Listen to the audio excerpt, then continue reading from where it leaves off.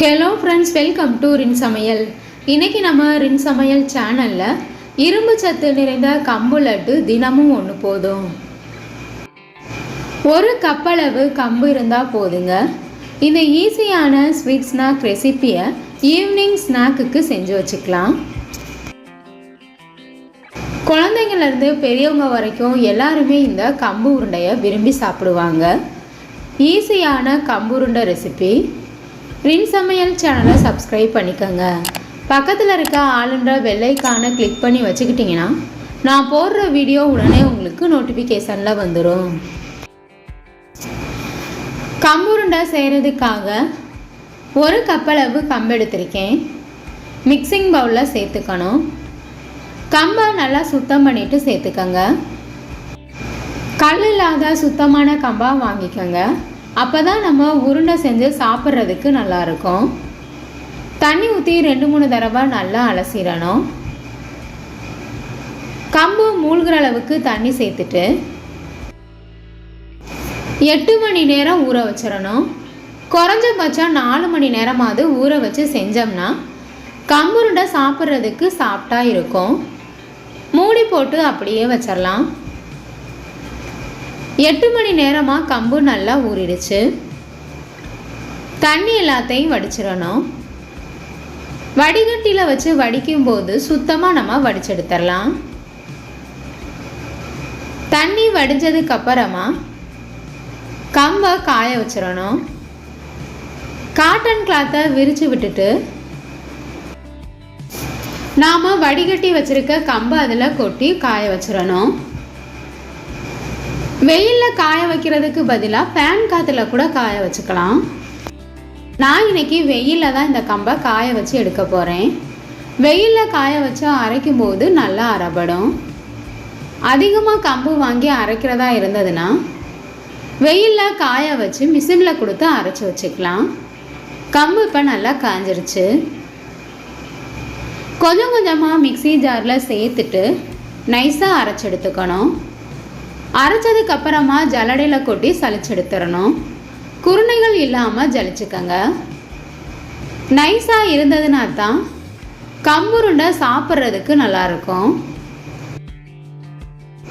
கம்பை மிஷினில் கொடுத்து அரைச்சி வச்சுக்கிட்டோம்னா ஸ்நாக் தேவைப்படும் போது கம்புருண்டை செஞ்சுக்கலாம். அடுத்ததாக இது கூட எந்த கப்பில் கம்பளந்து எடுத்தோமோ அதே கப்பில் அரை கப்பளவு பொட்டுக்கடலை எடுத்திருக்கேன்.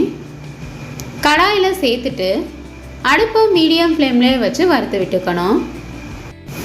இந்த மாதிரி வறுக்கும்போது பொட்டுக்கடலை அரைக்கிறதுக்கு ஈஸியாக இருக்கும். லைட்டாக வறுபட்டதுக்கு அப்புறமா ஒரு பிளேட்டுக்கு மாற்றி வச்சிடணும். அடுத்ததாக 2 ஸ்பூன் அளவு கருப்பு எள் சேர்த்துக்கலாம். கருப்பு எள்ளுக்கு பதிலாக வெள்ளை எள் கூட சேர்த்துக்கலாம். அடுப்பை மீடியம் ஃப்ளேம்லேயே வச்சுட்டு எள்ளையும் வறுத்து விட்டுக்கணும். எள்ளு வறுபட்டதுக்கு அப்புறமா ஒரு பிளேட்டுக்கு மாற்றி வச்சிடலாம். எள்ளு சேர்த்து செய்யும்போது கம்புருண்டை இன்னுமே நமக்கு நல்லா டேஸ்ட்டாக இருக்கும். பொட்டுக்கடலையும் எள்ளையும் சேர்த்துட்டு ரெண்டையும் நைஸாக அரைச்சி எடுத்துக்கணும். குருணைகள் இல்லாமல் நைஸாக அரைச்சி எடுத்துக்கங்க. அரைச்சதுக்கப்புறம் குருணைகள் இருக்க மாதிரி இருந்ததுன்னா ஜல்லடையில் கொட்டி சளிச்சிட்டு மறுபடியும் நைஸாக அரைச்சி எடுத்துக்கணும்.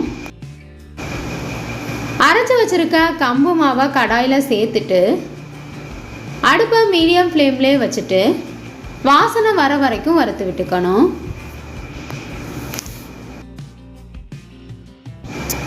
கம்பு மாவு நல்லா வறுபட்டுருச்சு. மிக்சிங் பவுலுக்கு மாற்றிடலாம். ஏற்கனவே நம்ம அரைச்சி வச்சுருக்க பொட்டுக்கடலையும் எள்ளு மாவையும் இது கூட சேர்த்துடணும். நம்ம சேர்த்துருக்க எல்லா மாவையும் நல்லா மிக்ஸ் பண்ணிக்கணும். ஒரு கப்பளவு கம்பு இருந்தால் போதுங்க. வீட்டிலே இந்த ஸ்நாக்கை சட்டுன்னு செஞ்சிடலாம். கம்புருண்டை சாப்பிட்றதுக்கு ரொம்பவே டேஸ்ட்டாக இருக்கும். இரும்பு சத்து அதிகமாக நிறைஞ்ச இந்த கம்புருண்டையை வீட்டில் செஞ்சு வச்சுக்கிட்டோம்னா 3 நாள் ஆனாலும் கம்புருண்டை கெடாது. அடுத்ததாக வெல்லத்தை கரைச்சி எடுத்துக்கலாம். கம்பளந்தா அதே கப்பில் 1 கப்பளவு உருண்டை வெல்லத்தை பொடிச்சிட்டு சேர்த்துருக்கேன். 1/2 கப்பளவு தண்ணி சேர்த்துக்கங்க. வாசனைக்காக 2 ஏலக்காயை தட்டிட்டு சேர்த்துருக்கேன். பாகுபதம் பார்க்க தேவையில்லை. வெல்லம் கரைகிற வரைக்கும் சூடுபடுத்திக்கணும். 1 பிஞ்சளவு உப்பு சேர்த்துக்கங்க. வெல்லத்தில் கல்மண் தூசி இருக்கும், அதை வடிக்கிறதுக்காக இந்த மாதிரி சூடுபடுத்திக்கணும். நாட்டு சர்க்கரை எடுத்தோம்னா கரைச்சிட்டு அப்படியே சேர்த்துக்கலாம். வெல்லம் நல்லா கரைஞ்சிருச்சு. திக்கான வெள்ளை தண்ணியாக காய்ச்சி எடுத்துக்கணும். நெய்யை சூடுபடுத்திட்டு 2 ஸ்பூன் அளவு சேர்த்துக்கங்க. நல்லா மிக்ஸ் பண்ணிடணும். நெய் சேர்த்து செய்யும்போது கம்புருண்டை சாப்பிட்றதுக்கு ரொம்பவே டேஸ்ட்டாக இருக்கும். வெள்ளை தண்ணியை கொஞ்சம் கொஞ்சமாக சேர்த்து நல்லா மிக்ஸ் பண்ணிக்கணும். நாம் எடுத்திருந்த 1 கப்பளவு கம்புக்கு நம்ம காய்ச்சி வச்சுருக்க வெள்ளை தண்ணி கரெக்டாக இருக்கும். 1/2 கப்பளவு தண்ணி சேர்த்து திக்கான வெள்ளை தண்ணியாக சேர்த்தோம்னா கம்புருண்டை செய்கிறதுக்கு கரெக்டாக இருக்கும். நல்லா இந்த மாதிரி கலந்ததுக்கு அப்புறமா சேர்த்துருக்க வெள்ளை தண்ணி பத்தாத மாதிரி தான் இருக்கும். உருண்டை பிடிக்கிறதுக்கு சரியாக வந்துடும். எந்தளவு கம்புருண்டை உங்களுக்கு பெருசாக வேணுமோ அதுக்கு தகுந்த மாதிரி உருண்டையாக உருட்டி எடுத்துக்கணும். ஈஸியான ஸ்வீட் ஸ்நாக் ரெசிபியான கம்பு லட்டு ரெடி ஆயிடுச்சு. இதே போல் மீதம் இருக்க எல்லா மாவையும் உருட்டி எடுத்துக்கலாம். நான் எடுத்திருந்த 1 கப்பளவு கம்புக்கு 12 லட்டு வந்துச்சு. ஈவினிங் ஸ்நாக் ரெசிபிக்கு கம்பு உருண்டை ரெடி ஆயிடுச்சு. இது ஈஸியான ஸ்வீட் ஸ்நாக் ரெசிபியான கம்புருண்டை உங்களுக்கு பிடிச்சிருந்ததுன்னா ரின் சமையல் சேனலை சப்ஸ்கிரைப் பண்ணிக்கோங்க ஃப்ரெண்ட்ஸ். கம்பு லட்டு உங்களுக்கு பிடிச்சிருந்ததுன்னா மறக்காமல் ஒரு லைக் கொடுங்க ஃப்ரெண்ட்ஸ். கமெண்ட் பண்ணுங்கள், ஷேர் பண்ணுங்கள்.